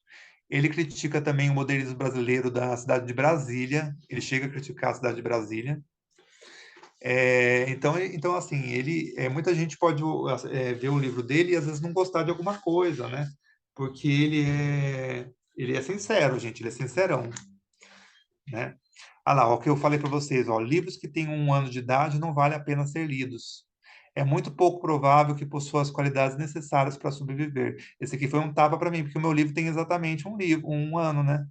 Então, o meu livro para ser valer a pena ler mesmo, teria que ser provado no tempo, por muito mais tempo. Esse é o efeito Lindt, que livros que já existem, por exemplo, há uns 10 anos, estarão em circulação por mais 10, conforme essa teoria. A maior parte das tecnologias que hoje têm 25 anos de exigência devem perdurar por outros 25. Eu não concordo muito, não sei vocês. Mas, assim, estou aprendendo. Acho que aos poucos eu estou assimilando essa ideia de que o que já tem um tempo, quanto mais tempo tem alguma coisa e está fazendo sucesso hoje, é porque vai fazer mais sucesso depois, entendeu? As letras das músicas antigas são muito melhores, a Priscila falou. Porque passaram pelo crivo do tempo, né? As que estão, as que a gente gosta já passou pelo crivo do tempo, e assim, claro que teve músicas ruins também, mas essas músicas ruins a gente não lembra, né? A gente só vai lembrar das músicas boas que sobreviveram, né? A essas músicas, por exemplo, talvez Freddie Mercury, por exemplo, faz sucesso até hoje, por exemplo, vai fazer sucesso mais uns 40 anos para frente, no mínimo, né? É isso. Mas tudo, de certa forma, tende ao esquecimento, né? Até letra de música. Daqui a 200 anos, será que nós ouviremos as mesmas músicas? Também tem isso, né? Ou escolheremos outras, né? Quais serão as músicas que passarão pelo crivo do tempo que farão a nossa cabeça, vamos dizer assim, nossa cabeça musical? Então, serve para reflexão para a gente. As corporações funcionam da mesma forma, né? Quanto mais tempo elas têm de chance de sobreviver. Só que grandes corporações têm mais chances de dar errado do que pequenas. Não sei se vocês sabem. Grandes países, né? Por exemplo, a União Soviética, por exemplo, é muito mais difícil você controlar um país daquele, né? Por isso que esmoreceu, do que um país pequeno, né? Então, a Rússia. Por que que a Rússia tem um tirano hoje em dia lá, vamos dizer assim, o Putin? É praticamente um tirano, né, gente? Eu acho. Tá vários anos no poder, é, e tá ali tá ali governando com a mão de ferro ali, né, fazendo guerra, tudo por quê? Porque para um país daquela proporção, ele precisa de uma repressão muito grande do, das unidades da federação, precisa, e ele quer conquistar outros lugares, não sei até que ponto é possível, porque quanto maior, mais frágil é um país, uma corporação, um indivíduo. Vocês concordam comigo de que um gato cai, às vezes cai de uma altura enorme e sobrevive. Às vezes um elefante cai da mesma altura e esfacela todo, né? Por causa do tamanho, né? A gravidade é a mesma, a aceleração até a Terra é a mesma, né? Mas a pressão, acho que contida na quantidade de massa, acho que é maior, né? Se alguém aí que estuda física pode nos orientar com relação a isso. Então, quanto maior, mais frágil, de certa forma. Talvez seja esse um dos motivos da Suíça também ser um país que deu certo ali. É um país menor, né? Não que todos os países pequenos vão dar certo assim, mas... Aí ele fala da visão da figura do profeta. Eu não vou entrar aqui com relação a vocês. Ah, sim. Há segredos que só a prática revela, que é o que ele chama de heurística, né? Tem coisas que não precisa provar para você que dá certo. Dá certo, então não precisa de teoria. É uma heurística. A religião é um pouco de heurística, é o que ele quer dizer. É de se esperar que a religião perdure por muito mais tempo, porque assim, se a religião já sobreviveu a 2000 anos e ela está no auge dela, né, com a igreja abrindo todo dia, novas igrejas, né, evangélicas, tudo, é possível que a religião cristã ainda dure mais 2000 anos, ou até mais, né, se tivermos tempos para lá, dependendo da crença de cada um. Então, vocês concordam comigo que, querendo ou não, as religiões são muito resistentes, são muito antifrágeis, né? Elas se adaptam, tudo, né? Então é esperado que elas durem bem mais tempo aí do que até a própria ciência, que tem só a ciência que a gente conhece tem quantos anos? 500 anos mais ou menos? A ciência institucionalizada, né? Então, a religião, nesse ponto, ela tem mais chances de sobreviver do que a própria ciência.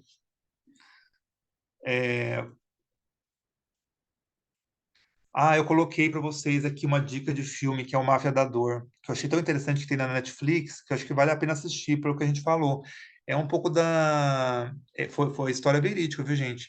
De da indústria farmacêutica, na verdade, um escritório, né, que incentivava os médicos a receitar fentanil na época que nem foi testado direito, e aí causou sérios danos na sociedade americana. Até hoje nós temos a repercussão disso, né? Então, o Máfia da Dor, ele traz essa história que pega essa dica que acho que vale a pena para vocês um pouco abrirem um pouco o horizonte com relação a ficar menos ingênuo com relação à medicina, né? Porque assim, não é porque é medicina que é perfeita, né? Então, acho que vale a pena vocês darem uma olhadinha nesse filme também. As empresas farmacêuticas estão sob pressão financeira para encontrar doenças. Infelizmente, o TDAH ter sido considerada uma doença inventada, né? A Ângela falou assim, gosto muito de assistir filmes sobre vida reais, então você vai gostar desse, porque é baseado em história real e fala sobre a nossa realidade que a gente vive hoje em dia, né, com as indústrias farmacêuticas incitando os médicos a receitarem medicamentos, muitas vezes que a gente não precisa, ou então que faz mal mais para frente. Se o paciente estiver quase saudável, é melhor deixar a mãe natureza ser um próprio médico, não precisa de um remédio. Só para o Taleb, você só deve procurar um médico quando você estiver muito mal mesmo. Não procure um médico quando você tiver meia boca, não. Quando você pode se curar sozinho. É claro que tem situações, né, que se você não for no médico pode piorar, né? Mas assim, por exemplo, se for um resfriado, né? Uma coisa que se não vá no médico, que vocês devem saber disso, né? Às vezes você vai cuidar de uma coisa e aí você é internado, aí você fica lá e aí a chance de você ter uma infecção hospitalar é grande, né?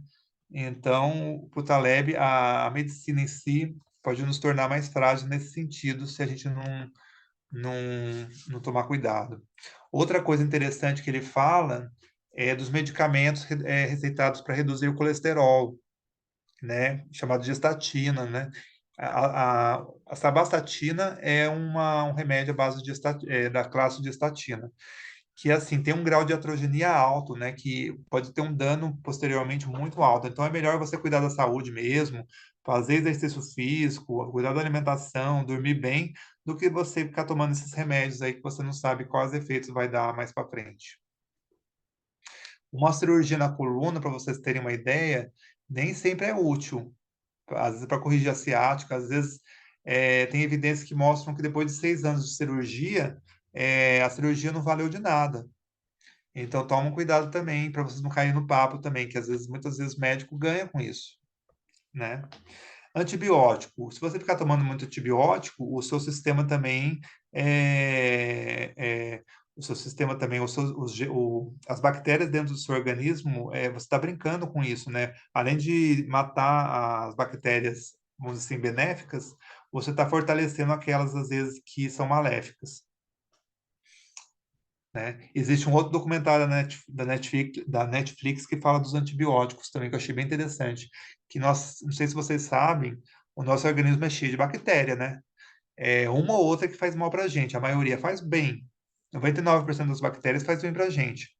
Então, também tomar cuidado, ficar tomando antibiótico aí à torta e direito, só se precisar mesmo. E aí nós podemos fazer um paralelo com os antidepressivos, por que não encarar a tristeza de forma real, necessária, né?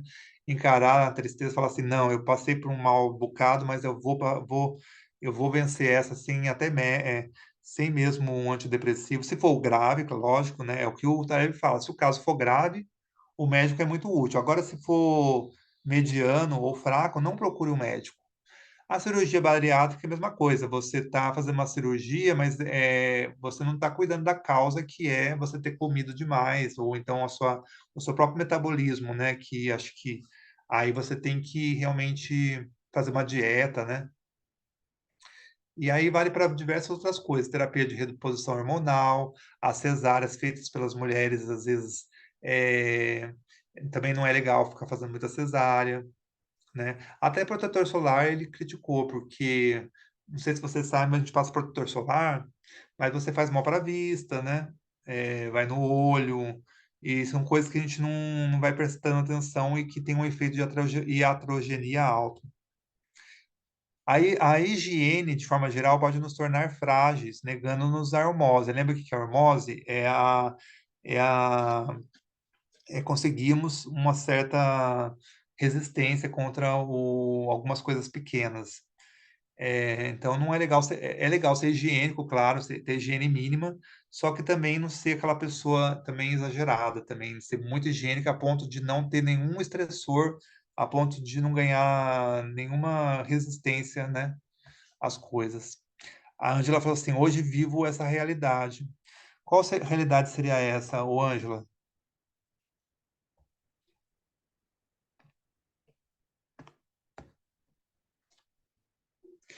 Então, até ela responder, a gente fala assim que higiene também não pode ser Oi. demais. Oi, pode falar, Ângela.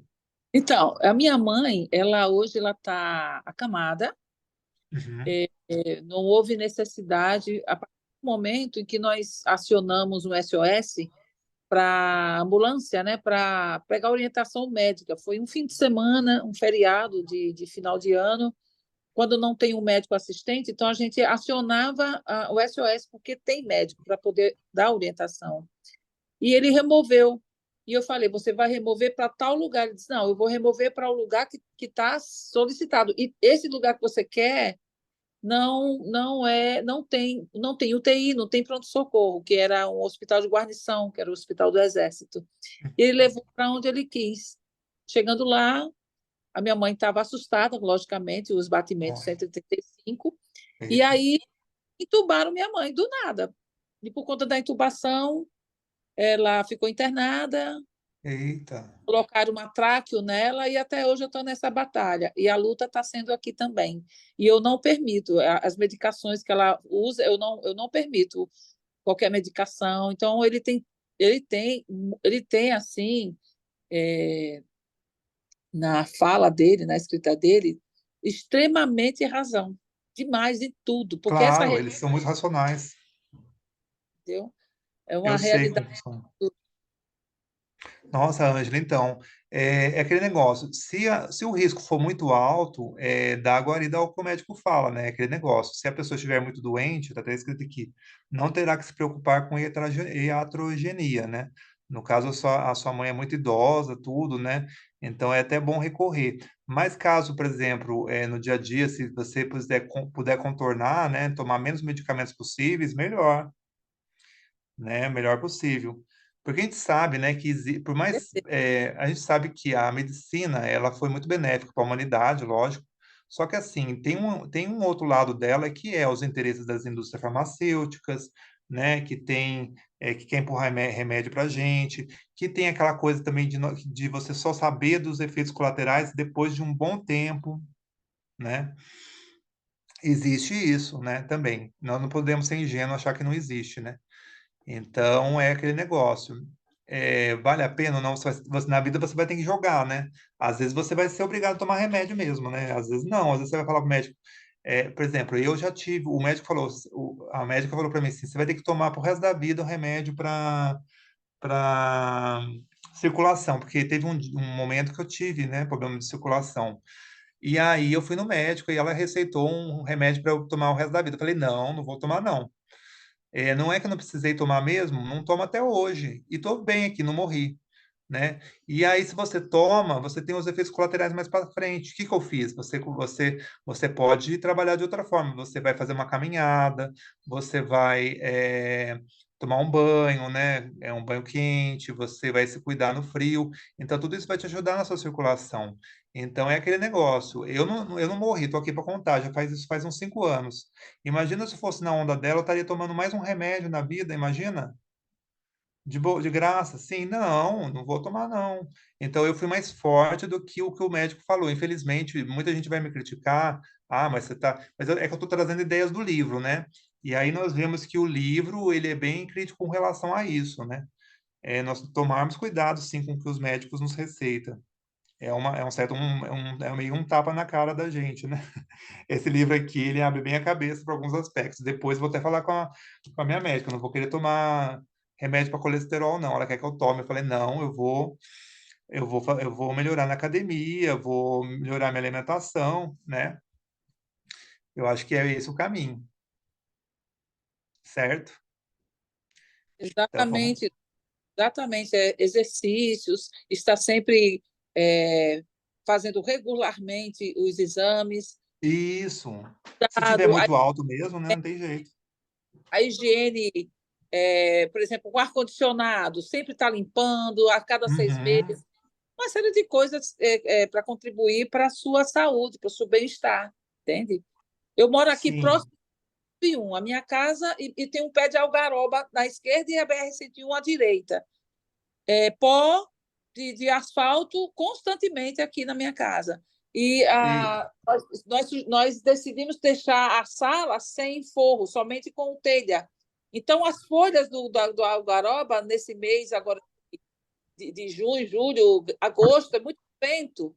Então, cai tudo aqui dentro. É você varrendo e as folhinhas caindo atrás. Parece coisa de desenho animado. Então, eu tenho que estar constantemente limpando a casa, passando pano na casa, às vezes de manhã e à noite, e à tarde, todos os dias. Acho que aqui não para ninguém por causa disso. Eu fico fazendo tudo sozinha. Inclusive, eu estou até fazendo faxinete e ouvindo. Ah, legal. Mas tem que manter limpo, pelo menos, né? Uma limpeza mínima, né? Lembrando que a higiene demais também não é boa. O livro fala também. Tem que ter um equilíbrio aí. Tem que ter, tipo, um... Porque, assim, deixa eu até voltar nessa parte aqui que ele fala isso. Deixa eu ver se eu encontro aqui. Aí, tá pra cá. Ele fala assim, higiene. A higiene pode nos tornar frágeis, negando-nos a hormese. Então, assim, ser higiênicos até certo ponto, né? Que tem gente que tem toque de higiene também, não para de lavar as coisas, né? E não é bom também. Até nisso a gente tem que tomar cuidado. E aí ele fala que é uma lógica da natureza, né? Que o termo fármaco, né, que a gente usa para farmacêutico, tudo é ambíguo. Ele pode significar tanto veneno quanto cura. Então, na Grécia significava isso. Então, às vezes a gente está tomando uma coisa para nos curar e às vezes a gente está tomando um veneno. E, né? Deixa eu ver se tem. Deixa eu tirar o áudio de alguém aqui rapidinho. Oi, Ilse. Acho que a Ilse sai. A Ilse está aqui. Me Bem-vinda, desculpe, Ilse. Não, que eu, isso, querido. Eu eu vou tirar o falei seu áudio. Eu vou tirar o áudio só para a gente continuar aqui. aqui e já está terminando. Então, eu vou passar aqui o capítulo. O fármaco tem essa ambiguidade na terminologia dele. Então, tomar cuidado que remédio também, lembrando que drogaria é droga também, né? Também faz mal. É aquela dualidade humana também nos remédios, né? Aí ele é bem enfático que um médico pessoal pode matar você. Então, tomar cuidado de você ter médico e tudo você procurar um médico para tomar remédio. Teve uma espinha, procura o médico. Não é assim, gente. Então, tomar um certo cuidado também com relação a isso. A melhor maneira de lidar com a felicidade é encará-la com um conceito negativo, procurando, agora estou falando de felicidade, se eximir de coisas que te deixam tristes, né? Então, a vida negativa é isso. Você também manter uma boa saúde, é bom você parar de fumar. Essa foi uma das maiores contribuições da medicina nos últimos 60 anos. É fazer com que instruir as pessoas para que parassem de fumar. Muitas pessoas se beneficiam com a eliminação de produtos que não existiam em seu habitat ancestral, por exemplo, açúcares e outros carboidratos. E aí ele fala também para nós evitarmos jornais matutinos, né? Evitar muita informação, subtrair algumas coisas, por exemplo, aí ele fala aqui, se a verdadeira riqueza consiste em sono tranquilo, consciência limpa, gratidão recíproca, não sei se vocês estão conseguindo me acompanhar, ausência de inveja, bom apetite, força muscular, energia física, risadas frequentes, não fazer refeição sozinho, bom funcionamento intestinal, nada de sala de reuniões e surpresas periódicas, então ela é em grande parte subtrativa, eliminação da iatrogenia. A nossa vida é mais subtrativa do que você inserir coisas, inserir remédios, inserir hábitos. Você mais não faz do que faz. É isso que ele quer dizer. Mecanismos biológicos são ativados, às vezes, pela privação de alimentos. Existem os famosos jejum intermitente, né, que o pessoal fala que limpa seu organismo de tal forma que, que você recombina os aminoácidos tal, e você fica mais forte também, mais resistente. É isso, pessoal. O capítulo 7 eu ia falar, mas é muito grande também. O capítulo mais, o livro mais importante do Antifrágil é o livro 6, que é o da via negativa, né? Que eu falei para vocês agora. Depois, se vocês quiserem dar uma olhada no livro 7, eu disponibilizei os slides para vocês no grupo. Aí vocês podem ler, porque é uma questão mais de ética, né? É uma questão mais teórica. Talvez vocês não vão gostar muito agora nessa altura do campeonato, que a gente já está aqui há 2 horas e 15 minutos. E a gente precisa também fazer o sorteio, né? Então vocês não saiam daí, não. Né? Ó, Eu queria agradecer a vocês por vocês terem ficado até aqui, viu, gente? Por vocês terem participado do grupo todo esse tempo, estarem gostando, estarem aprendendo, né? Porque sabemos que essa vida é caótica, em certa medida, que não é tudo preditivo. Então, a gente precisa de antifragilidade mesmo. Esse livro trouxe muita coisa boa para mim. Eu acredito que eu tenha conseguido passar essas informações para vocês também, né? Deixa eu ver o que alguém falou aqui. Eu tenho uma fibrose pulmonar, a Ilse falou. O que me ajudou a ter vida quase normal foi a academia. Tenho 67 anos. Tá vendo como a academia faz bem? Academia de ginástica? Mas o Taleb, ele critica a academia de ginástica exagerada, né?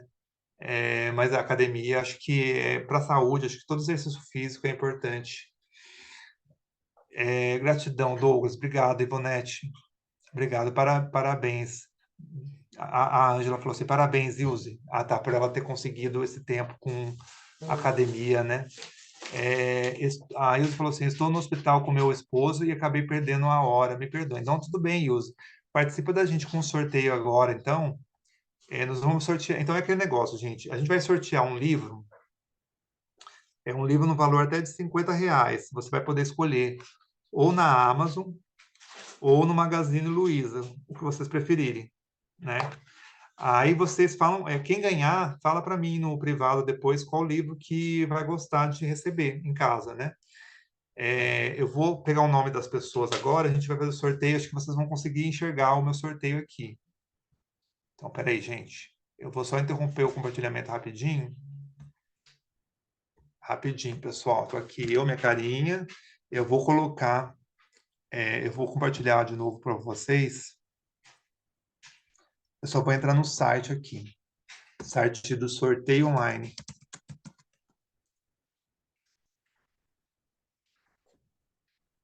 Então, eu vou fazer assim, pessoal. Eu vou compartilhar de novo a tela com vocês. Cadê?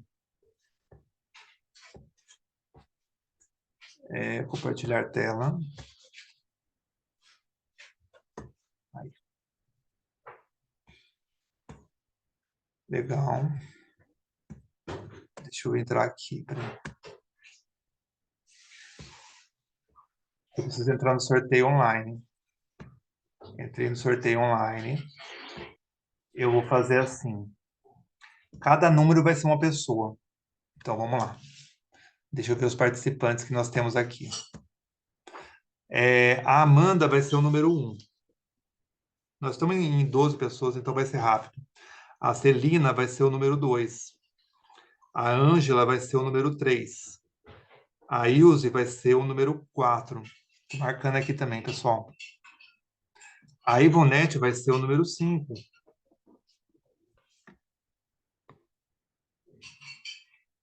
A Maria do Alívio vai ser 6. O Messias vai ser o 7. A Nicélia vai ser o 8. A Priscila vai ser o 9. O Vander vai ser o 10. O Walter vai ser o 11. Então, vocês anotaram o número direitinho de vocês? Então, repetindo de novo. Amanda 1, Celina 2, Ângela 3, Ilse 4, Ivonete 5, Maria do Alívio, Messias 7, Micélia 8, Priscila 9, Vander 10 e Walter 11. Eu vou sortear um número, então, de 1 a 11. 1 a 11. E vamos ver qual número vai cair agora, hein, pessoal? Tudo bem? Deixa eu ver o chat para ver se eu estou fazendo tudo certo. A Ilse falando, eu também vou ganhar, ela ficou feliz. Ela entrou um pouquinho depois, vai ser também. Olha o 3 está para 13, número da sorte. Tá, legal. Então, eu vou fazer isso, pessoal. Vou sortear um número entre 1 e 11. Então, vamos ver quem vai ganhar, hein? 1, 2, 3 e... Quantidade sorteada. Ah, não. O resultado do sorteio é número 2, né? A Celina ganhou. Parabéns, Celina. Celina, você ganhou. Parabéns. Ela está aí entre a gente, tá ouvindo a gente? Tem que ouvir a gente. Celina, se manifeste. Aí, eba! Parabéns, Celina. Então, depois você conversa comigo, você é minha vizinha, você vem falar comigo qual livro você vai querer. Eu te mostro no site aqui depois, né? Obrigado, Celina, também, de ter participado com a gente aqui. O nosso próximo livro que a gente vai ler, é daqui a 2 meses, hein? 7 de setembro. Dá tempo, hein, gente? Ó, é um livrão também. É o Inteligência Artificial a Nosso Favor. Então, marcam aí o nome do livro, eu vou colocar no grupo também. Inteligência Artificial a Nosso Favor, do Stuart Russell. Então, vocês já podem começar a ler. Eu vou ver se eu encontro, né, esse livro para disponibilizar no grupo também. Vamos ver se a gente encontra. Qualquer coisa vocês compram, a gente faz parte, é um investimento também, né? Às vezes é até bom para prestigiar o autor, sabe? Vamos começar eu prefiro ler em forma de papel. Não sei se tem alguém aí tem Kindle também. Então é isso, pessoal. Nós ficamos aqui então 2 horas e meia, 2 horas e meia, né? Então eu consegui falar o conteúdo mais importante. O livro ele é muito mais do que isso que eu falei com vocês, gente. Eu falei só as partes mais importantes. Eu tenho certeza que deve ter ficado alguma coisa com vocês, né? Que vocês saiam dessa palestra de um jeito mais antifrágil, né? Não só mais resiliente, mas de uma forma assim que vocês possam encarar a vida de forma mais, é, vamos dizer assim, de forma mais benéfica possível, né? Então é isso, pessoal. Eu vou disponibilizar o nosso vídeo daqui uns dias. Eu agradeço por vocês participarem, né? O Walter está explicando, tá agradecendo a explanação do livro, a Ivonete também. Eu agradeço vocês também de participarem. Sem vocês não seria possível. Então, vocês estão aqui. Agradeço de vocês terem ficado todo esse tempo aqui comigo. E é isso, pessoal. Então, ó, gratidão, muito obrigado. E a gente se vê, então, no grupo e no próximo encontro também, tá bom? Beijo, abraço para todo mundo, pessoal. Obrigado, viu, queridos? Vou interromper aqui, então. Fico à vontade para descansar agora, tá bom? Para levar para a vida de vocês. Obrigado, viu? Abração. Tchau, Ângela. Obrigadão. Vou interromper, pessoal.